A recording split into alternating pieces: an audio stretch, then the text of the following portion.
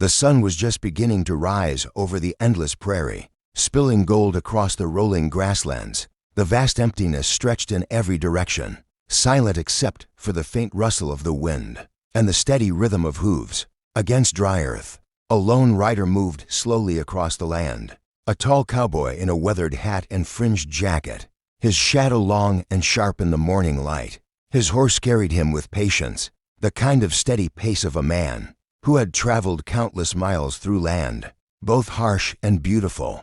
Out here, a man either learned to live with solitude or was broken by it. For years, he had wandered from one town to another, chasing work, chasing purpose, though never quite finding either for long. The prairie, however, always called him back, wild, untamed, and honest in its harshness. As the rider pressed forward, he noticed something unusual in the distance. Against the golden sweep of grass, there was movement, a figure too small to be a rider, too weak to be an animal.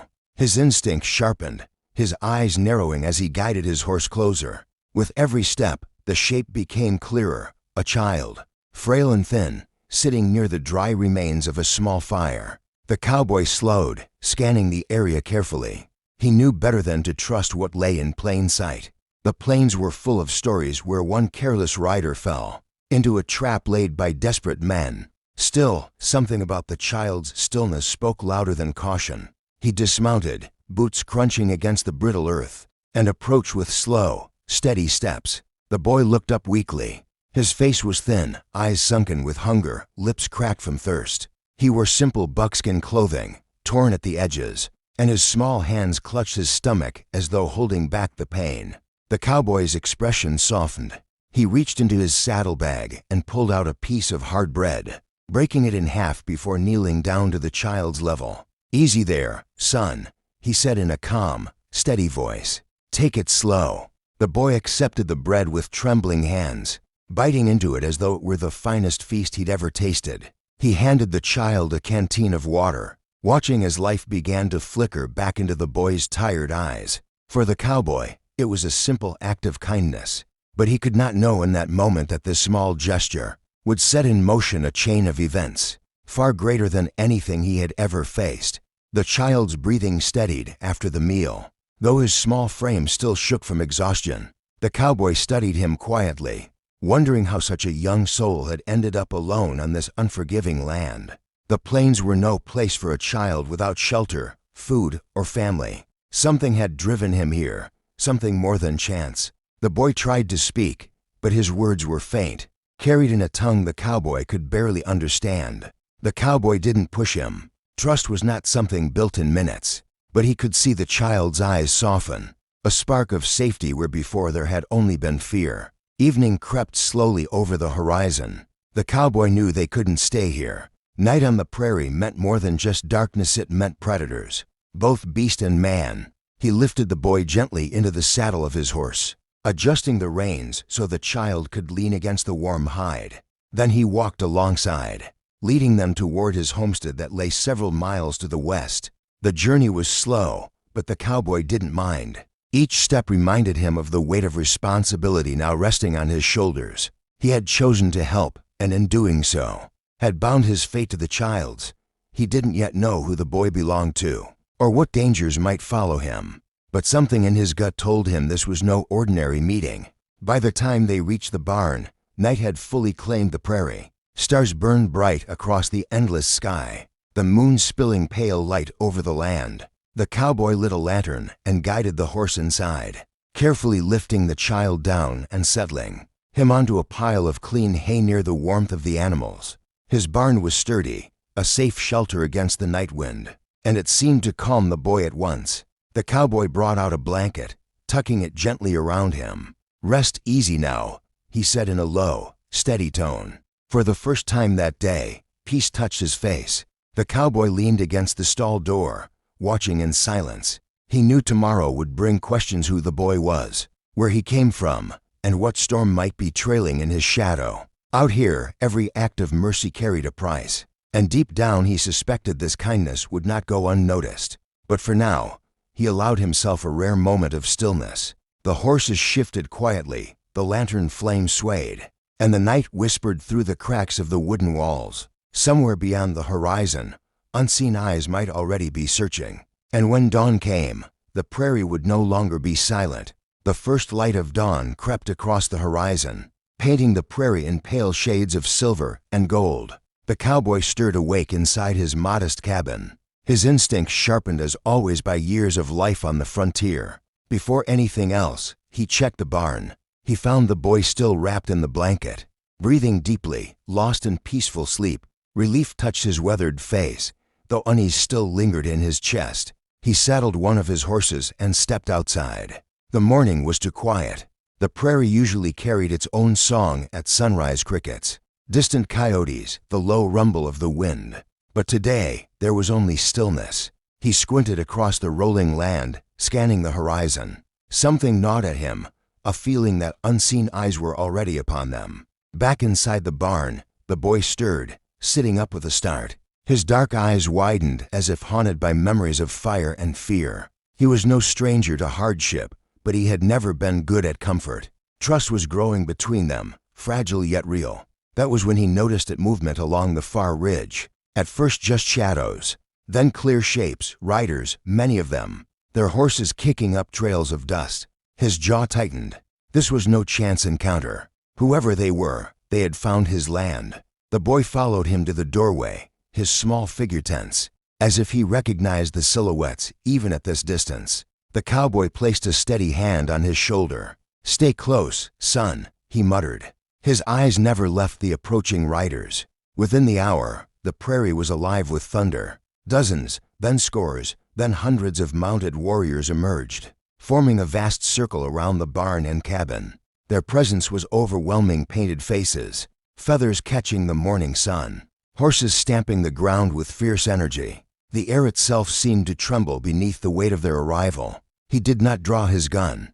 He knew better than to meet such numbers with steel. Instead, he stood tall, his figure framed against the rising sun, waiting as silence fell over the gathered host. One warrior raised a hand, a long white feather held high, then another and another, until the circle shimmered with hundreds of feathers pointed toward the sky. It was not a sign of war. It was something else, something deeper, older, and heavier with meaning. The cowboy understood then that the boy he had saved was no ordinary child. His kindness had not gone unnoticed, and this gathering was the beginning of something far greater than himself. The morning air held its breath as the circle of warriors tightened around the cowboy's barn. Hundreds of riders sat tall upon their horses, their eyes sharp and unblinking, their presence heavy with silent power.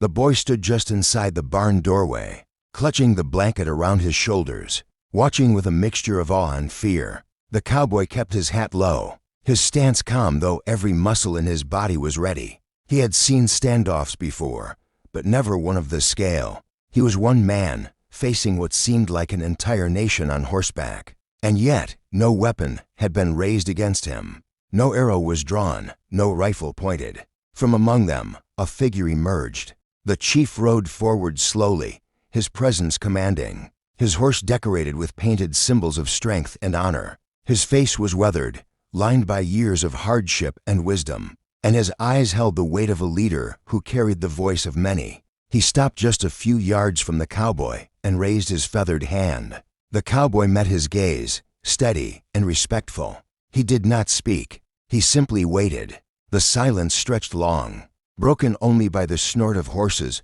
and the distant whistle of prairie wind. Finally, the chief lowered his hand and dismounted. His moccasins touched the earth with quiet grace as he approached. The boy rushed forward then, breaking from the barn and running to the chief. The child clung to the chief's waist, his small voice carrying words the cowboy could not understand. But he understood enough. The boy belonged to them. He was not lost. He had been found.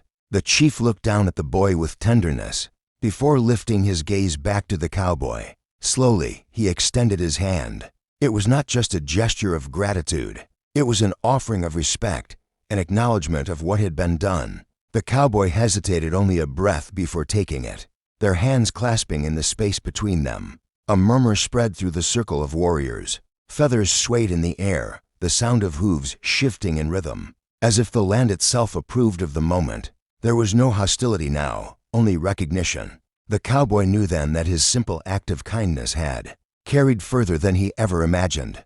He had given food to a starving child, but in return, he had gained the respect of an entire people. What this bond would bring, he could not yet know. But as the sun rose higher, painting the sky with light, he understood one truth: the prairie would never be the same again. The prairie seemed to exhale as the tension broke. The warriors, still mounted in their vast circle, lowered their feathers slowly, their movements deliberate, as though they were part of a ceremony older than memory itself. The chief released the cowboy's hand and stepped back, his eyes steady, his face unreadable but not unfriendly. The cowboy glanced at the boy, who clung to the chief's side now. His fear melted into relief. He had found safety in the presence of his people. Yet his gaze often flickered back to the man who had saved him. That look carried a truth no words could shape. The boy's loyalty had been divided, and in his heart, the cowboy had carved a place that would not be forgotten. The chief raised his arm, and a hush fell across the gathered host. The cowboy could not understand their meaning, but the way the warriors answered in unison told him this was no mere greeting. Still, uncertainty weighed heavy. The cowboy was not naive.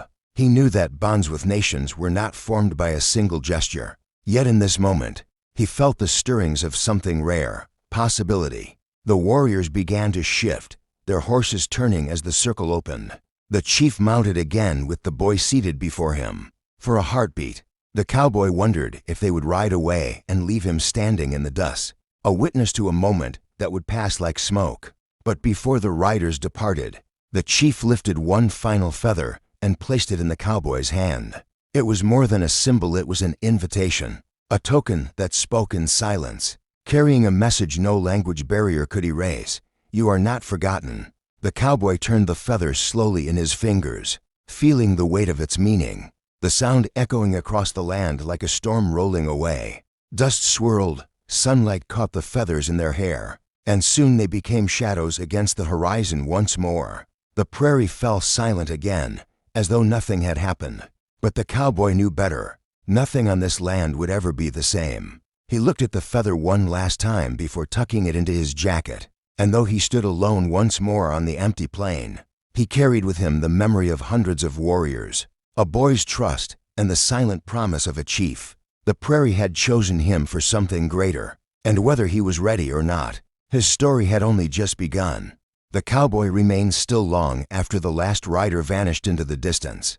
Dust hung in the air, glowing faintly in the morning sun, and the silence felt heavier than it had before. He glanced down at the feather in his hand, its white strands swaying in the breeze. Simple as it seemed, it carried the weight of hundreds of riders, of a people bound together in tradition and meaning. He turned and walked slowly back toward the barn. Why had they come in such great numbers? Why had they shown peace instead of fury? And why had the boy been left in his care long enough for their paths to cross? None of it felt like chance. Out here, fate often worked in silence, weaving men into stories they never asked for. Inside, the barn was calm again. His horses shifted lazily in their stalls, unaware of the great storm that had just swept over the land. The boy's blanket lay folded neatly where he had slept, a small reminder that the child had been here only for a short, while yet had already changed the course of the cowboy's days. He set the feather down carefully on a wooden beam,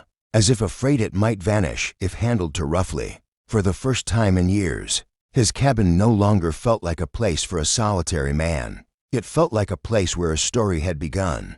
Every gust of wind carried echoes of hooves, though none were real. He felt eyes upon him, unseen but present, as though the warriors had left part of themselves behind to watch. The feather rested beside him, its white glow shifting with the firelight. He thought of the boy, his hollow cheeks, his tired eyes, and the trust that had sparked between them. The boy was gone, but his presence lingered stronger than the smoke in the air. The cowboy leaned back, listening to the vast stillness of the night. For the first time in years, he did not feel alone. Something larger than himself had touched his life, and though he could not see where it would lead, he knew the path had already been chosen. Far out on the horizon, beneath the stars, the warriors traveled with the boy safe among them, and though distance stretched between them, the bond remained unbroken. The prairie itself had tied their fates together, and in its silence, it whispered that this was only the beginning. The night stretched long, filled with the quiet hum of crickets and the distant howl of coyotes. The cowboy sat on the porch of his cabin, the white feather resting across his knees, his pipe smoke curling into the starlit sky. Though the warriors had gone, he couldn't shake the feeling that he was no longer living in the solitude he once knew.